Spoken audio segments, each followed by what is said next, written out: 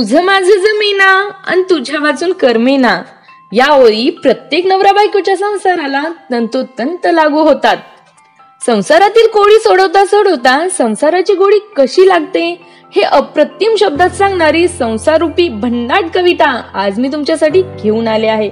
कविता खूप सुंदर आहे मित्रांनो, शेवटपर्यंत नक्की ऐका.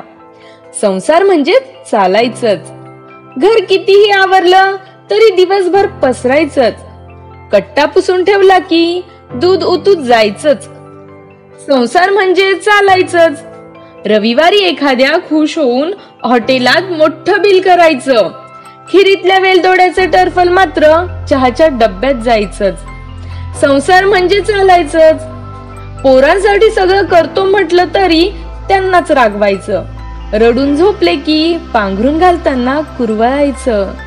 संसार म्हणजे चालायचंच, बाहेर कितीही चेष्टा केली तरी तू मला आणि मी तुलाच ओळखायचं, शॉपिंगला गेल्यावर दोघांनी एकाच स्वस्त वस्तूला उचलायचं. संसार म्हणजे चालायचंच, धावपळ करून का होईना चौकोनी कुटुंब सांभाळायचं, आजारी पडल्यावर सगळा धीर गळून आई बाबांनाच आठवायचं. संसार म्हणजे चालायचंच, जरा एका जागी स्थिरावलं की पुढे जायला बस्तान हलवायचं, आधीच सोडून चूक तर नाही न केली एकमेकांनाच विचारायचं. संसार म्हणजे चालायचंच, छोट्या छोट्या गोष्टींवरून तुझं माझं भांडण व्हायचंच, आयुष्य मात्र सगळं विसरून एकत्र होऊन जगायचं. संसार म्हणजे चालायचंच. धन्यवाद मित्रांनो.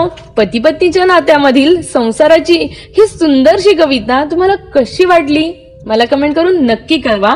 व्हिडिओ आवडला असेल तर नक्कीच लाईक करा, जास्तीत जास्त शेअर करा आणि हो, चॅनलवर नवीन असाल तर तुम्ही आमचं जीवन एक रंगमंच हे चॅनल सबस्क्राईब करायला अजिबात विसरू नका आणि त्याच्या बाजूचा बेल आयकॉन देखील नक्की प्रेस करा, म्हणजे तुम्हाला माझ्या नवनवीन व्हिडिओचे नोटिफिकेशन वेळेत मिळत जातील. चला तर मग मित्रांनो, पुन्हा भेटूया अशाच नवीन भन्नाट कवितेसोबत. तोपर्यंत पाहत रहा, ऐकत रहा जीवन एक रंगमंच.